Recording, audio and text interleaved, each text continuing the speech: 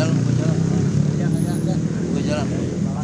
Sorry ya, Bang. Maaf ya. Iya. Tenang aja. Boy.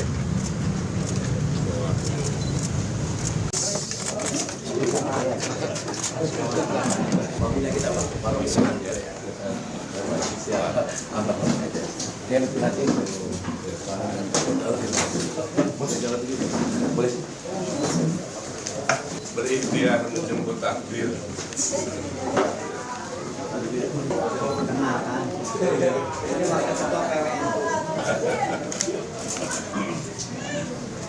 Sebagai orang Betawi ya, saya harus menyuarakan aspirasi masyarakat Betawi. Karena beliau biar bagaimanapun, kalau misalnya Allah kasih jadi ya, masyarakat Betawi itu bagian dari kota Jakarta. Dan kebudayaan Betawi adalah kebudayaan inti kota Jakarta. Kira-kira apa Pak yang dilakukan sama Pak Emil? Barangkali mungkin ada aspirasi yang barangkali apa yang diharapkan ataupun diberikan oleh masyarakat. Memaksimalkan amanah Undang-Undang Daerah Khusus Jakarta, terutama pasal 31 tentang kewenangan pemajuan kebudayaan. Bagaimana budaya Betawi itu menjadi prioritas, karena biar bagaimanapun dia sudah terbukti merekatkan kehidupan berbangsa dan bernegara di Jakarta. Jadi sikap dari FBR sendiri apa mendukung Bang Nur? Kalau persoalan mendukung, FBR punya mekanisme sendiri. Sebab anggota saya juga banyak fungsionaris partai. Jadi tidak bisa dengan serta-merta saya secara jumawa memutuskan itu. Kalau persoalan Kantipmas, saya akan ambil kewenangan saya untuk memerintahkan semua teman-teman menjaga itu. Tapi kalau persoalan pilkada, saya harus bermusyawarah. Yang bisa dijamin adalah keamanan kesejahteraan masyarakat. Iya, artinya kita mendukung pemilu aman dan damai. Bang, setelah bertemu Kang Emil, ini dari FBR sendiri melihat sosok Kang Emil seperti apa, Bang? Saya kira saya nggak perlu panggil abang, karena sama seperti misalnya bebek jangan dipaksa berkokok.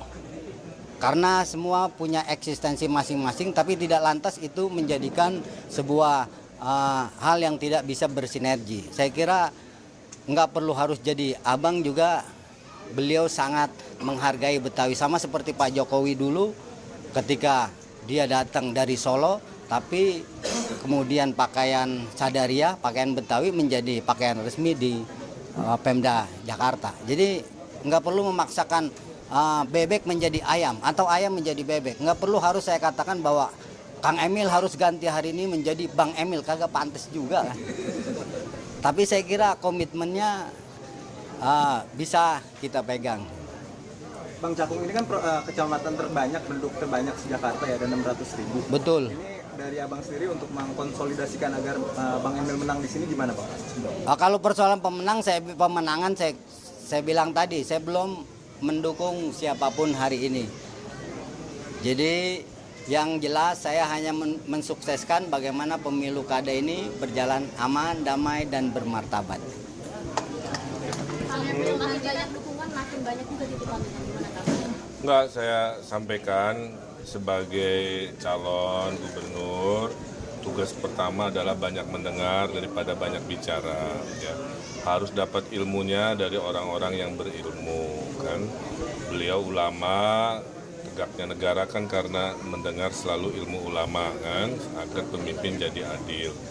Nah, tadi saya diceritakan tentang sejarah Cakung, sejarah kolonial, sejarah tentang budayanya, kan, termasuk pengetahuan tentang bagaimana kelak kalau takdirnya ada di Undang-Undang DKJ itu sudah ada tentang pemuliaan kebudayaan Betawi melalui lembaga adat. Beliau mohon untuk diperjuangkan karena instrumennya ada tapi aksinya belum ada.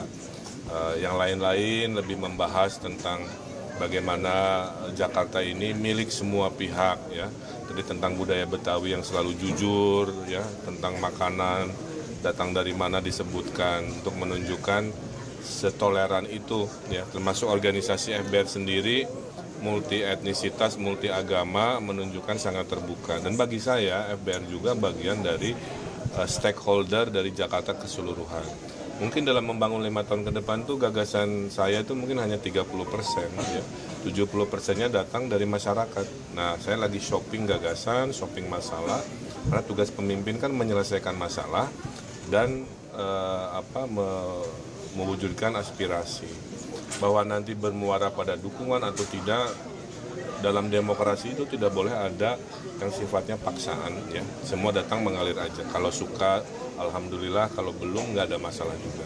Tapi yang tidak boleh berubah adalah sikap calon pemimpin untuk rendah hati belajar kepada mereka-mereka yang sudah lama di tempat ini. Saya kira itu tujuan saya ke sini.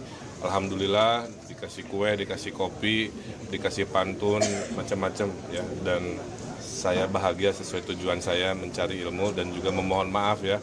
Seperti biasa, apapun itu kalau ada hal-hal yang kurang berkenan karena kurang ilmu aja saya.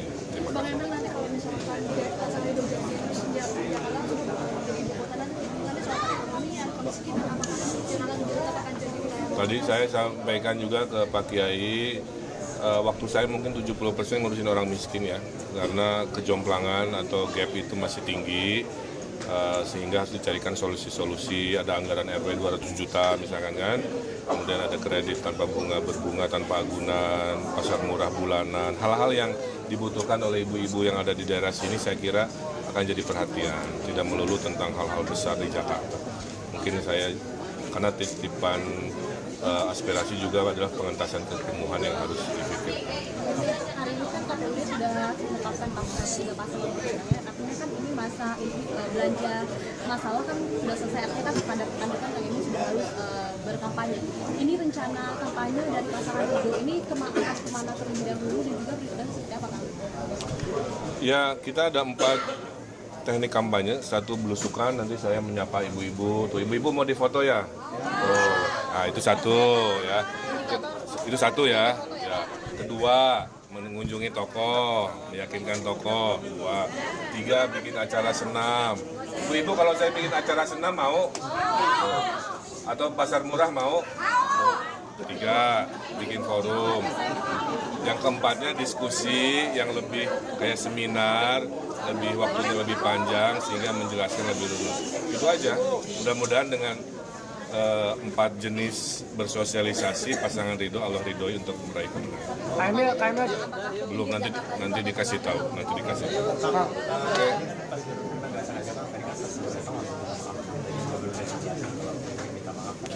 Karena begini, banyak orang mengkonsumsi tentang saya dari media yang sebenarnya cuma sepotong-sepotong, ya, dan cenderung salah paham. Maka saya minta maaf.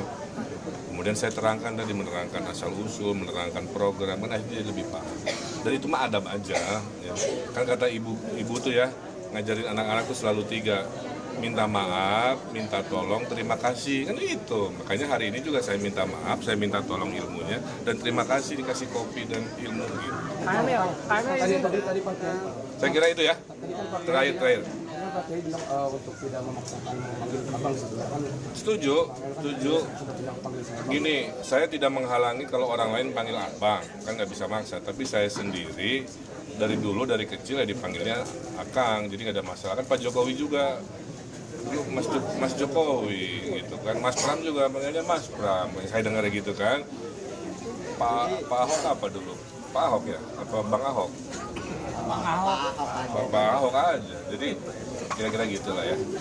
Terima kasih. Izin Pak, satu lagi tadi di sepanjang jalan ada baliho yang kemudian ada vandalisme, baliho Bapak, pasangan Ridho, kemudian ada vandalisme Pak di jalan-jalan. Gimana? Ya gini, selama ketertiban itu adalah kewajiban, ya. Kalau sudah namanya vandalisme, jawabannya sama. Jangan ada pelanggaran aturan, itu aja. Bahwa ekspresi orang beda-beda silahkan. Namanya demokrasi, tidak ada pemimpin yang disukai 100%, tidak ada pemimpin juga yang dibenci 100%. Itulah sunatullah. Terima kasih, Hatur Nuhun.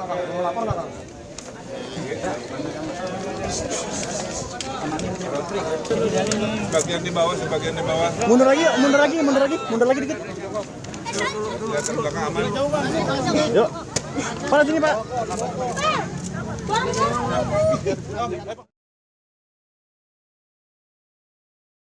Menjunjung tinggi prinsip jurnalisme dalam setiap tayangan terbaiknya. menghadirkan berita bernilai sebagai referensi. Gelar bicara yang tajam, Tidak, ini kan kebohongan dok. mengupas fakta demi fakta dan mendorong pencarian solusi, serta investigasi yang mengungkap kebenaran. Rosi, Satu Meja, The Forum, Sapa Indonesia Malam.